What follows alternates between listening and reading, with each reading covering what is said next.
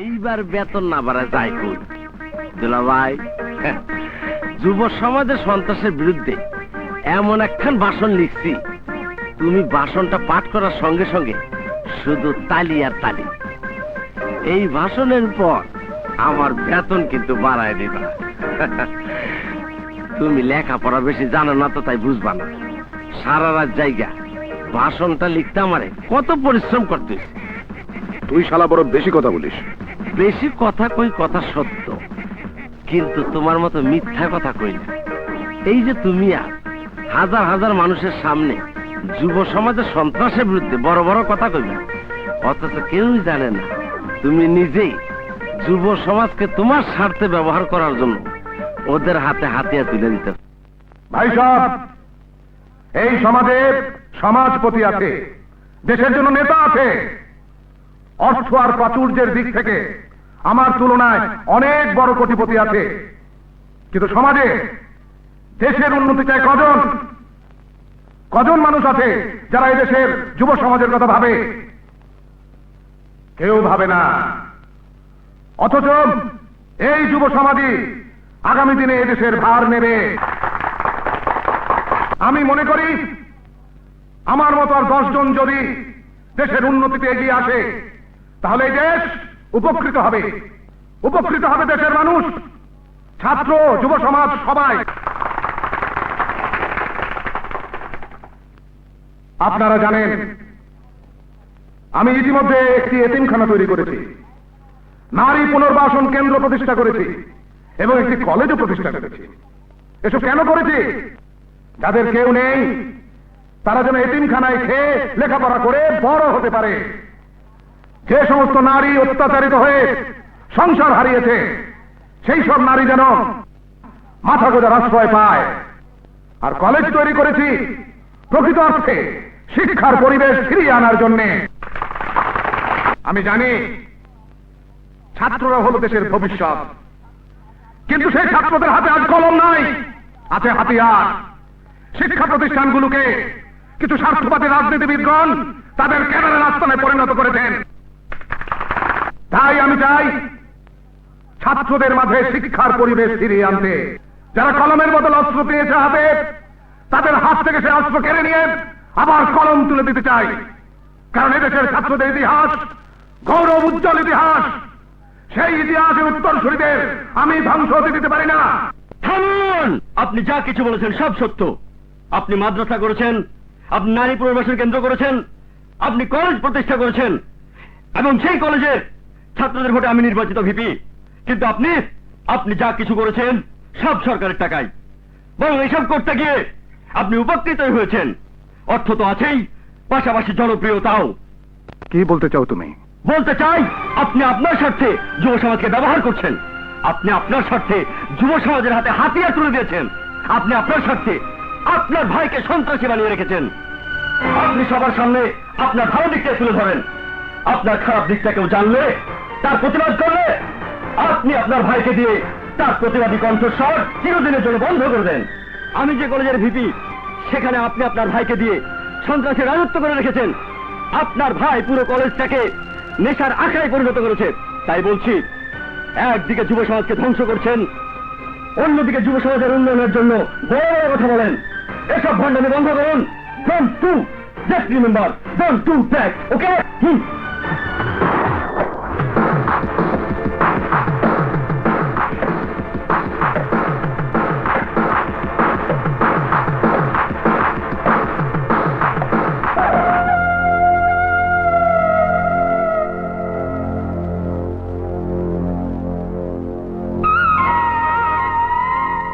টিপজল।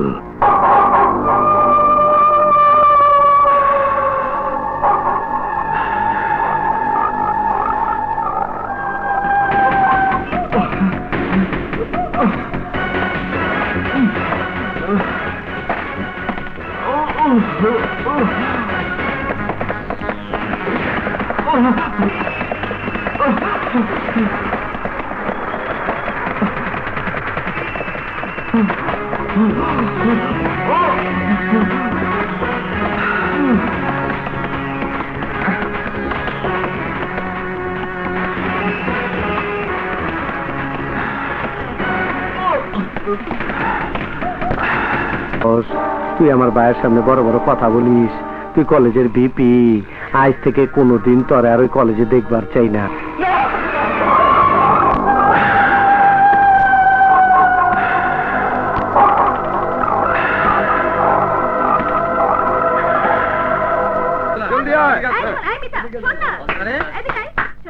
বাদামওয়ালা জলদি আয়। পরে না চোখের কি তোমার রূপের ঝলক, কেন হারাবো, মরে যাব, বাঁচাতে পারবে না তো।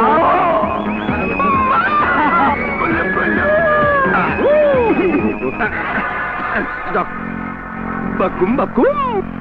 তোমরা কলেজে কি শুরু করেছো? দোস্ত, জিনিসখানা নতুন, তাই আমাদের চেনে না। বলে দে দোস্ত, আমরা কারা, নইলে কৌতূহল থাকবে।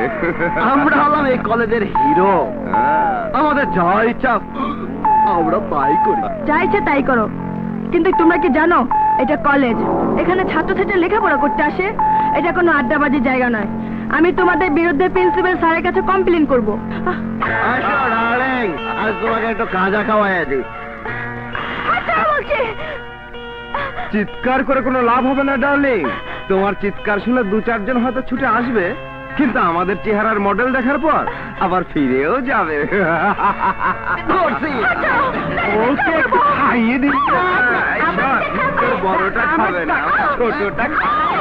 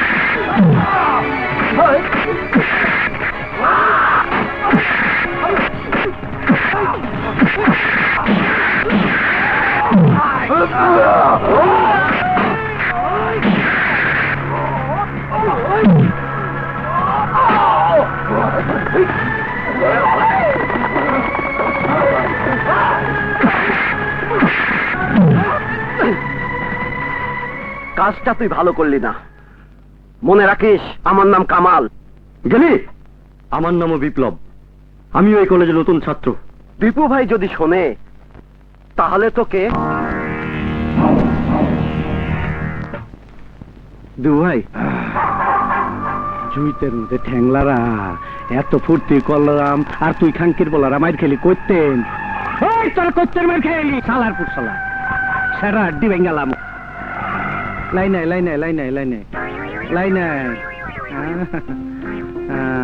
তুই মাকড় সার রকম চুল রাখছস, তুই বলে একটা রংবাজ। হ্যাঁ হ্যাঁ, এটা দেখে একটা বয়াতি, কত বড় বড় চুল, আর তুই তো একটা কদু কদু রকম প্যাট। এ শালা ন্যাংরার বাচ্চা, এদিকে এদিকে হতা হতা হতা দে সারা দিবাং। এই বাতি হো হো হো হো। আমি একটু ঘোড়া চালাই, নাম নাম নাম শেখ তোর একের হতা না হতা। দে দে দে দে লাত্তি। এত হোকা হোকা করো কেন? আমি ঘোড়া চালাইতেছি তো। আরে দে লাত্তি। যা যা যা যা যা। এই কদু ভাই, ও হো হো, এ হালার জোরে মারবি জোরে। আড্ডি আড্ডি। কোমর যদি ভাঙে যায়? আরে ভাঙবো না, হতা হতা। আমি একটা কুত্তার বাচ্চা, আমি সব মেচাকার কইরা দিমু। আমার পোলাপানের গায়ে যে হাত দিচ্ছে তার হাত কাইটা ফেলামু, আল্লাহর কসম হাত আমি কাইটা ফেলামু।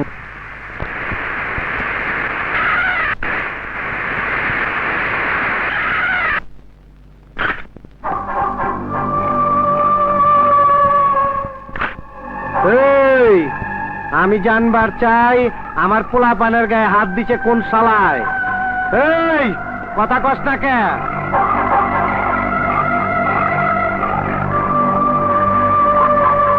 এই এই আরে আমার সামনে আইবার ক, নইলে খুব খারাপ হয়ে যাব।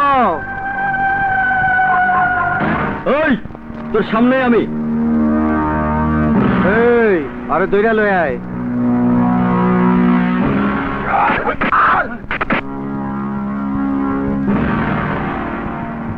কি রে, খুব তো বড় বড় কথা কইছস, ওখানে নে কি বিড়াল হইছস, দিমু একখান।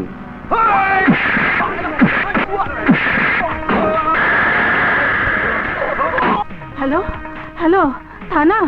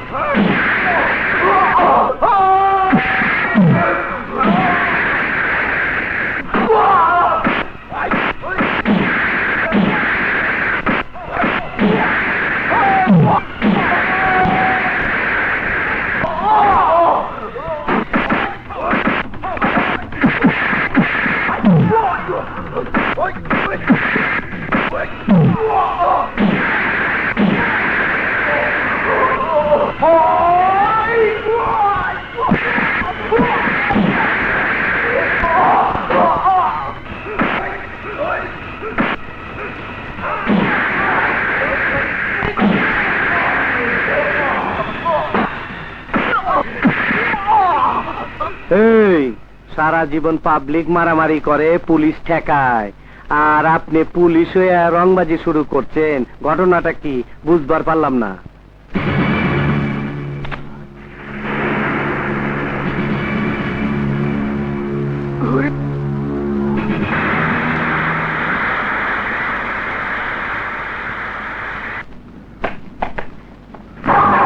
কাজটা ঠিক করলি না। ভাইজান সর্বনাশ হয়ে গেছে, দীপজল ভাইকে পুলিশ গ্রেফতার করে থানায় নিয়ে গেছে।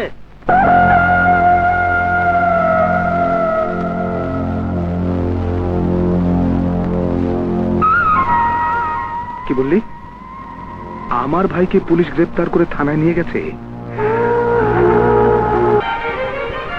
মেম সাহেব আজ আর পড়বো না, শরীরটা ভাল লাগছে না। দেখি দেখি দেখি, তোমার তো জ্বর হয়েছে, ভালো মা জানে? না, মাকে বলিনি। এই ছোট লোকের বাচ্চা, তোকে না বলেছি আমার বাড়িতে তুই আসবি না? বল কেন এসেছিস, বল। হ্যাঁ, যা ভাগ। বুয়া, বুয়া, জি ভাইজান। তোমার ছেলেকে আবার আমার বাড়িতে নিয়ে এসেছো? তুমি কি মনে করেছো তোমার ছেলে আমার নায়নার সাথে লেখাপড়া করে জজ ব্যারিস্টার হবে? তোমাকে না বলেছি ছোট লোকের ছেলেদের সঙ্গে মেলামেশা করবে না? আরে চাকরানির ছেলে বড় জোর চাকর হতে পারে, হ্যাঁ হ্যাঁ হ্যাঁ, কিন্তু তোমার তো বন্ধু হতে পারে না। চাকরানি হয়ে সবাই জন্ম নেয় না ভাইজান। ওই বুড়ি, আর একটা কথাও বলবে না। এই মুহূর্তে আমার বাড়ি থেকে বেরিয়ে যাও, যাও। একটা কথা মনে রাখবেন, আমি ঠিকই প্রমাণ করে দিব চাকরানির ছেলে চাকর হয় না। না না, এই হাকুর কি দেখছো? Shut up mister Chowdhury. আরেকবার ভদ্রতার সীমা ছাড়িয়ে কথা বললে আপনার ভাইয়ের মতো আপনাকে হাজতের মধ্যে ঢুকিয়ে রাখবো। এই, তুমি জানো আমি কে? হ্যাঁ, আমি ইচ্ছা করলে তোমার শরীর থেকে পোশাকটা খুলে নিতে পারি। তাই বলছি, পোশাকটা যদি গায়ে রাখতে চাও আমার ভাইকে ছেড়ে দাও, নইলে নইলে কি আমার পোশাক খুলে নেবেন? এটা কি আপনার বাবার টাকায় কেনা পোশাক?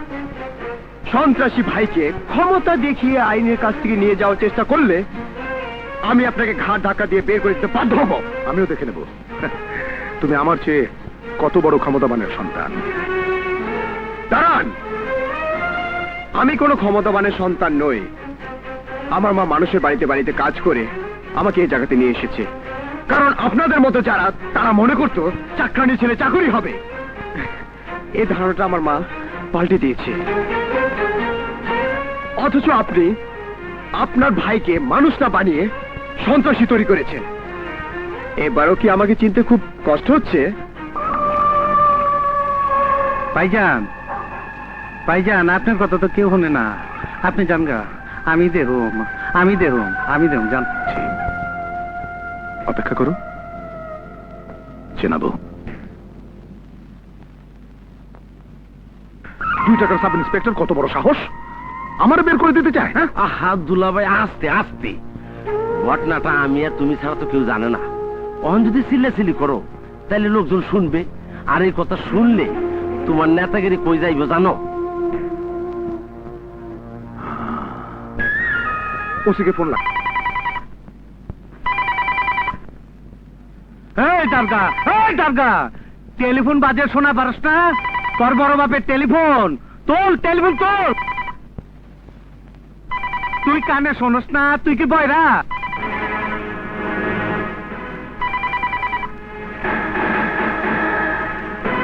তাই করো।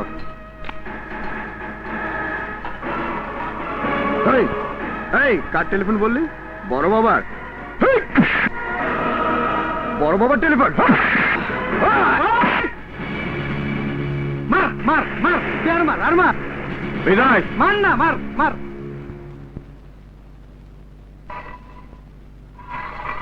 স্যার, তুমি জানো কার গায়ে হাত তুলছো? জানি স্যার। এই এলাকার নেতা, রাজনীতিবিদ মিস্টার ভাইজানের ছোট ভাইকে। যে ভাইজান আপনাদের মতো 2-4 পুলিশ অফিসারের জন্য থানাকে নিজেদের ড্রয়িং রুম মনে করে। বিজয়, আস্তে কথা বলুন স্যার। পোশাক পরেছেন অপরাধীদের গ্রেফতার করার জন্য, অপরাধীদের দালালি করার জন্য না।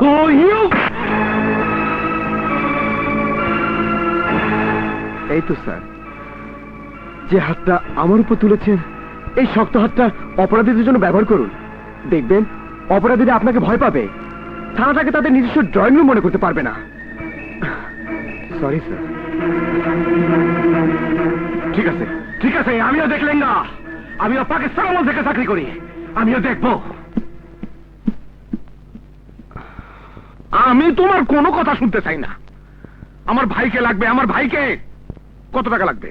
20,000, 50,000, 1 লাখ? বলো। দুলাভাই, একটা কথা কই, কুত্তার একবার রুটির লোভ দেখাইলে ওই রুটি ছাড়া আর কিছু বোঝে না। এই কথা কম।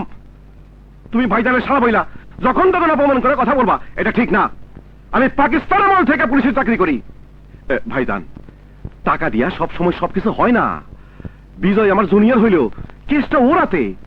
এখন যত সমস্যা ওই শালা বিজয়। আর বিজয় যদি না থাকে তাহলে কি হবে? বিজয় বাইচা না থাকলে কেসের খাতার কাগজের পাতাগুলো থাকবো না, আর ছোট ভাই বাইরে আসবো। তাইলে বিজয়ের মৃত্যু সংবাদের জন্য অপেক্ষা করো।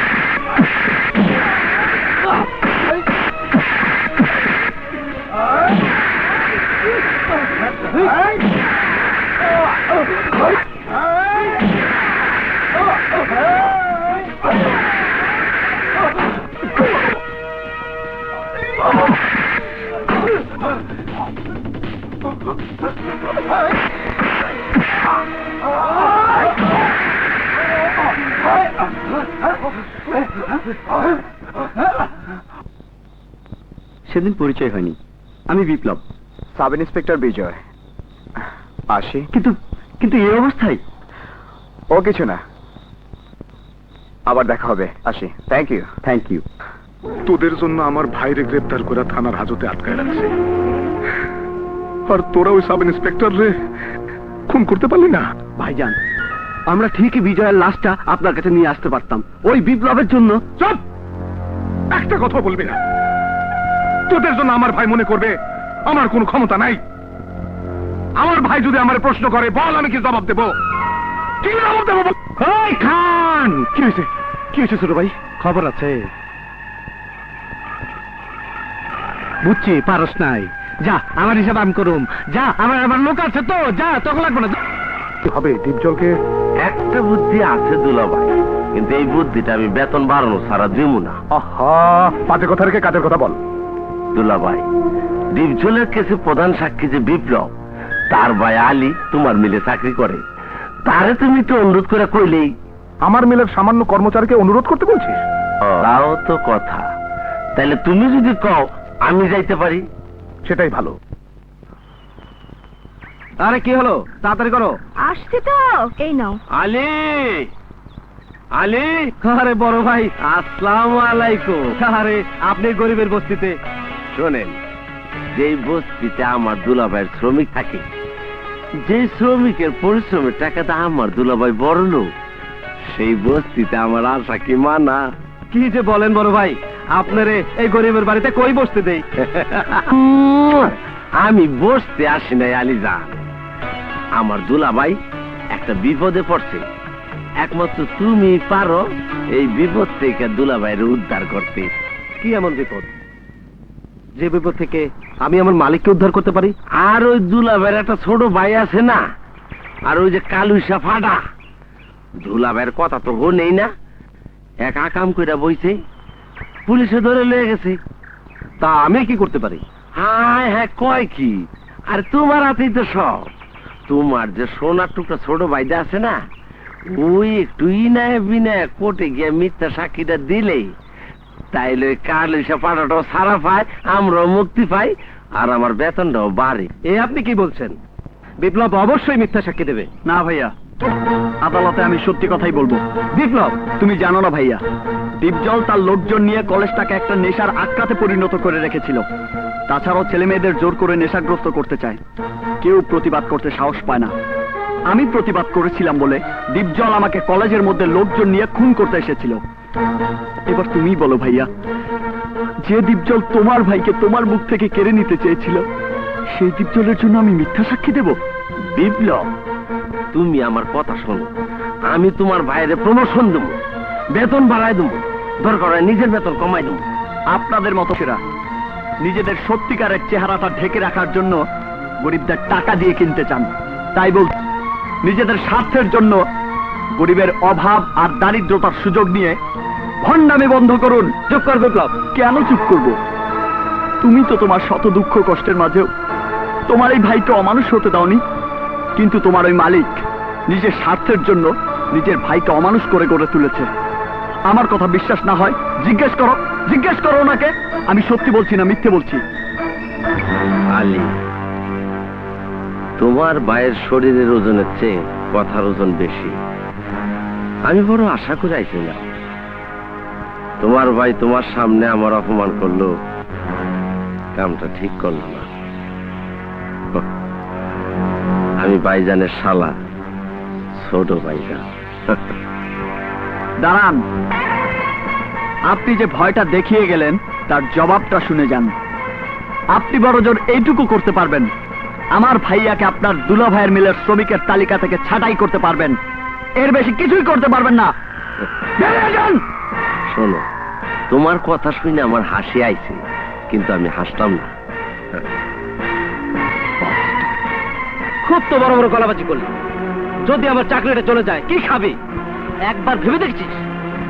যদি এই ভাবনাটা তোর মধ্যে নেই, তুই তো কোনোদিন খবর নিয়েও দেখিসনি অভাব কিভাবে ঘরের মধ্যে বাসা বেঁধেছে। ঘরে অভাব বলে তুমি বিপ্লবকে মিথ্যে সাক্ষী দিতে বলবে? যে ভাইকে সৎভাবে বড় করতে চেয়েছিলে সেই ভাইকে অসৎ হতে বলবে?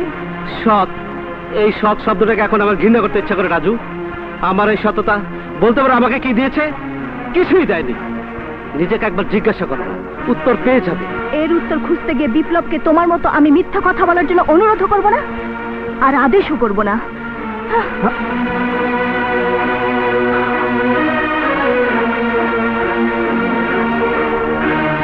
এখন কি হবে?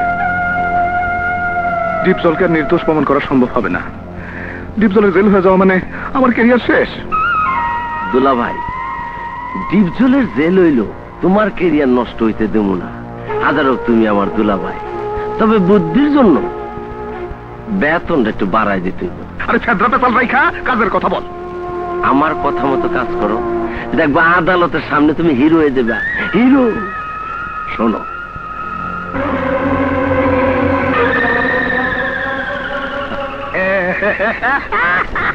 আমার ছবি তুলবেন না।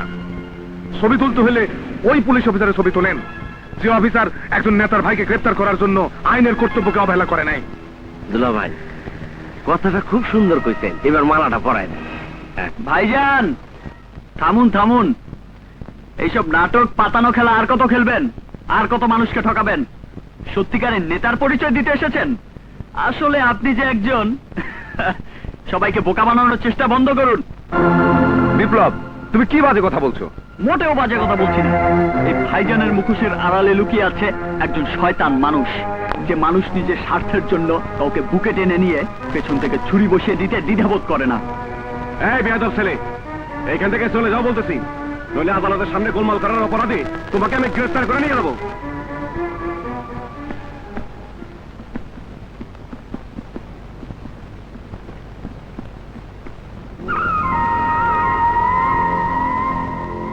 আসামি দীপজলের বিরুদ্ধে আনীত অভিযোগ সাক্ষী প্রমাণে প্রমাণিত হওয়ায় আসামি দীপজলকে আদালত 1 মাসের সশ্রম কারাদণ্ডে দণ্ডিত করছে। দীপজল, রাগ করছিস ভাই? তোরে যে মারছি আমারও কষ্ট লাগছে, কি করব? যখন সব চেষ্টা করে ব্যর্থ হইলাম তখন এছাড়া আর কোনো পথ ছিল না। যদি অভিনয়টা না করতাম তাহলে মানুষ আমার ভুল বুঝতো, প্রশাসন আমার মূল্যায়ন করতো না। তাও তো চেষ্টা কম করি নাই। মাত্র 1 মাসের জেল হয়েছে। তুই জামাই আদরে থাকবি, কোনো কষ্ট হইব না, সব ব্যবস্থা আমি করে দেব। দেখ, আমি যা কিছু করছি সব তোর জন্য। আমার একমাত্র মেয়ে নায়নার জন্য তো কিছুই করি নাই, সবই তো তোর জন্য। দীপজল ভাই, 2 দিন পর আমি মন্ত্রী হব, তখন তো পুরো দেশটাই তোর হয়ে যাব, তখন তো কোনো সমস্যা থাকবো না। তোরে মারছি বলে সারাটা রাত আমি ঘুমাইতে পারি নাই। যে হাতে তোরে আঘাত করছি তারে সারা রাত অত্যাচার করছি। এই দেখ দীপজল, কথা বল ভাই। বড় ভাই,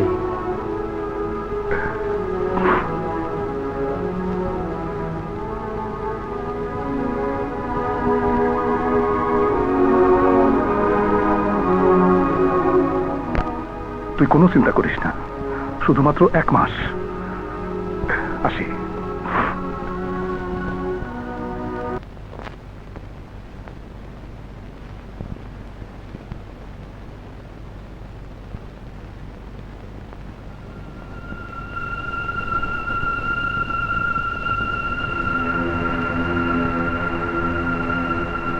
বিপ্লব, বিপ্লব, রাজু, রাজু, আমার চাকরিটা চলে গেছে।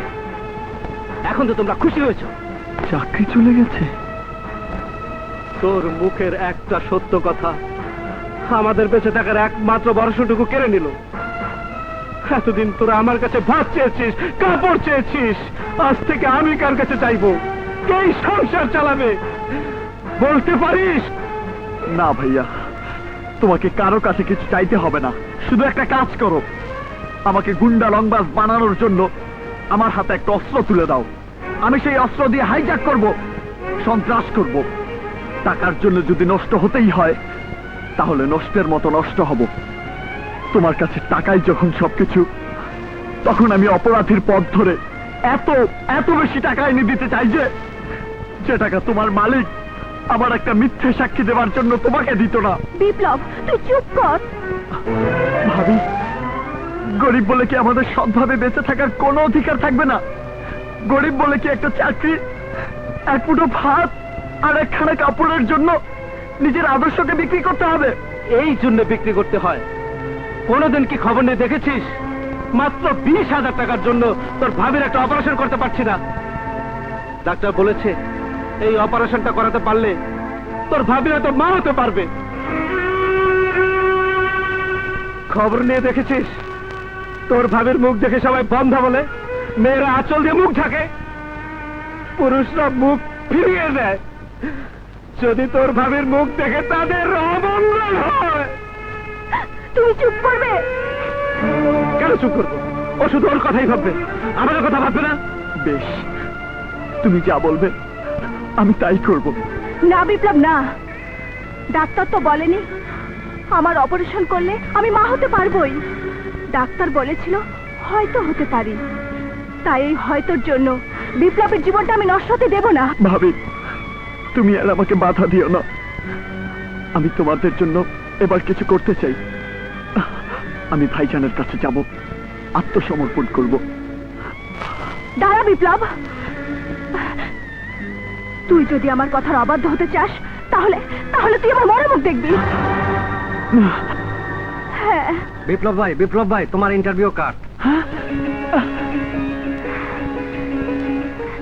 ভাবি, বিপ্লব, ভাবি, ভাবি।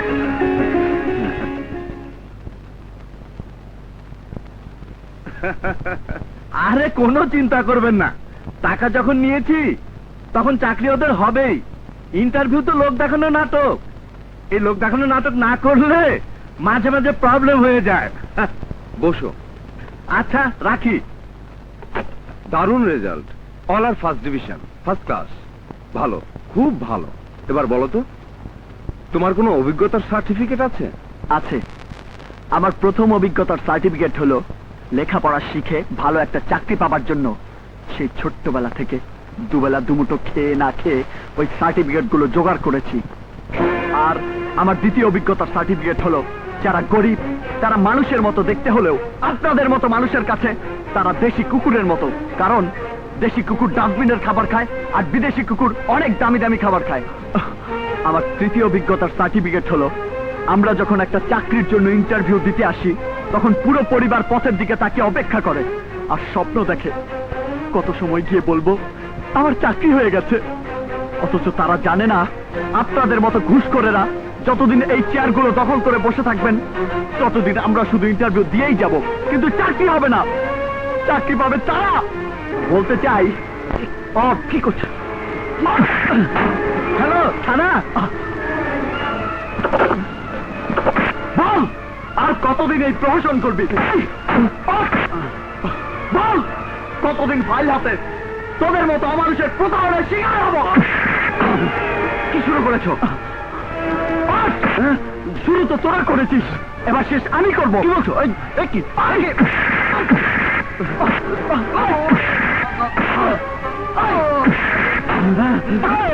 ঘুষ করে বাচ্চা,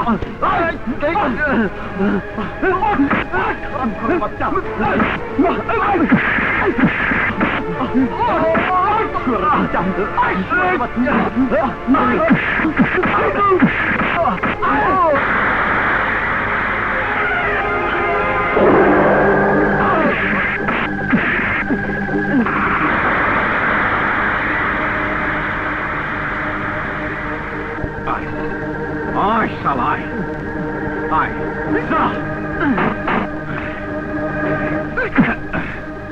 শালা। সেদিন আদালতের সামনে ভাইদের সাথে অনেক বড় বড় কথা বলেছিলি, অনেক বেশি রংবাজি করেছিলি। আজ তোকে আমি চান্দাবাজির কাছে ঢুকিয়ে দেবো।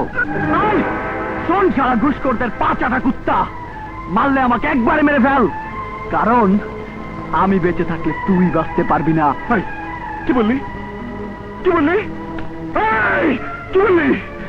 তোরা ফাঁসিতে ধরাবো না, এটা কম হয়ে যায়। আমি পাকিস্তানের মতো থেকে চাকরি করি, তোরে আমি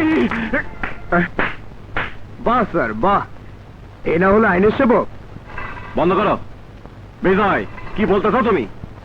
বলতে চাই আপনার সম্পর্কে যতটুকু জেনেছি তাতে এ কথাটাই বলতে পারি, স্বাধীনতা যুদ্ধের সময় মানুষ যখন যুদ্ধ করেছে তখন আপনি দালালি করে পুলিশের চাকরি নিয়েছিলেন, মুক্তিযোদ্ধাদের হত্যা করেছিলেন। তাই আপনার মতো কিছু অফিসার এখনো যতদিন আইনের চেয়ার দখল করে থাকবেন ততদিন আইনকে বিক্রি করে নিজেদের আখে জোগাবেন। আর দোষ হবে সরকারের। জনগণ ঘৃণা করে সমস্ত পুলিশ প্রশাসনকে। এখনো সময় আছে, অন্যায় করে ছেড়ে দিন স্যার, নইলে আমরা আপনাদের ক্ষমা করব না। যে পোশাকের বাহাদুরি করছেন সে পোশাক সাধারণ মানুষ করে নেবে। বিজয়, আমি তোমার নামে নোট দেব। নোট দেবার জন্য নিশ্চয়ই মিথ্যে কথা লিখবেন, তার চেয়ে সত্য কথা লেখার ব্যবস্থা করছি। লিখুন, অপরাধীর সঙ্গে হাত মেলানোর জন্য আমি আপনাকে ঘুষি মেরেছি। লিখুন, বিনা অপরাধে কে অপরাধী সাজাতে চেয়েছেন বলে আমি আপনাকে, বুঝতে পেরেছেন? আইন আইনের গতিতে চলে। সাময়িকভাবে আপনি আইনকে তাসক মনে করতে পারেন, কিন্তু সবাই তা মনে করবে না। আপনি বিপ্লবকে অপরাধী সাজাতে চেয়েছেন, আর আমি বলছি পারবেন না। বিপ্লবকে আমি জামিনে মুক্ত করবই। ঠিক আছে, ঠিক আছে, আমিও পাকিস্তান আমল থেকে চাকরি করছি, দেখে নেব, দেখে নেব। স্যার, এই 100 টাকা দেবেন স্যার? একটা দারুণ সিনেমা চলছে, আজই শেষ রজনী। তোর এত বড় সাহস আমার কাছে টাকা চাস সিনেমা দেখার লিগা? মানলেন স্যার, এই 200 টাকা দিতে হবে কিন্তু স্যার। কি? আর একটা ভুল করলেন স্যার, এবার কিন্তু 300 টাকা দিতে হবে, নইলে বিজয় স্যার যে আপনারা খুশি মারছে এই কথাটা আমি সবাইকে এক এক করে বলে দেবো স্যার। তাড়াতাড়ি মার খাবেন স্যার, শো দেখুন তাড়াতাড়ি স্যার, সাথে ছুটিও দিতে হবে। খারাপ খারাপ খারাপ খারাপ খারাপ। বহুত খাইছেন আমারে পেছে ভালাইয়া তুই আমার কাছ থেকে ঘুষ খেলি। কিছু করার নেই স্যার। পাকিস্তান আমল থেকে আমি চাকরি করি, জানি স্যার। তোর আমি দেখে নেবো, জি, স্যার। তোর আমি দেখে নেবো। কোন বিপ্লব? ওই যে আদালতের সামনে বড় বড় কথা বলছিল, ছোট ভাইয়ের বিরুদ্ধে সাক্ষী দিছিল। ও ধরছি আইজ এক অফিসে ইন্টারভিউতে যাইয়া মাস্তানি করছিল। আমি ওরে চান্দাবাদের কেসে ঢুকাই দেবো। দে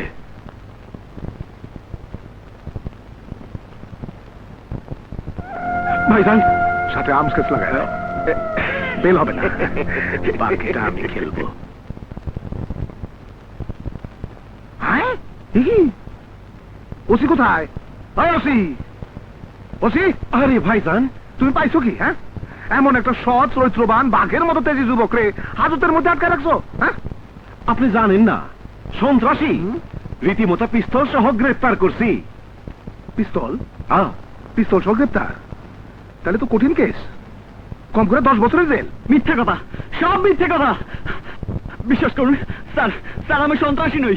বিশ্বাস করুন, একটা চাকরির জন্য, শুধু একটা চাকরির জন্য। ও নো, খুব তো বড় বড় কথা কইছিলে। অহন কি হইব? 10 বছরের জেল, কিন্তু কোনো বেতন নাই। অহনো সময় আছে। আমার দুলাবের কথা মতো কাজ করলে তোমার এই হাজত থেকে আমি জামিন করাই নেব। বিপ্লবের জামিন আদালত থেকে আমার মা নিয়ে এসেছে।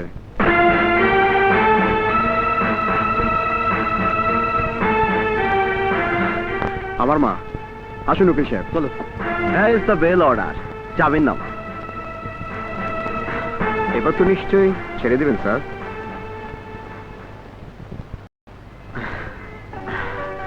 বিপ্লব আমার মা। থাক বাবা থাক। মা, আপনার এই উপকারের কথা আমি জীবনেও ভুলবো না। বিজয় বলল তুমি ওর বন্ধু, ছেলের বন্ধু তো ছেলের মতোই। তাই আমি তোমার জন্য কোনো উপকার করিনি। বলতে পারো আমি আমার আরেক সন্তানের জন্য আমার দায়িত্ব পালন করেছি। মা, যাও বাবা, বাড়ি যাও। হাই বিপ্লব। যাও।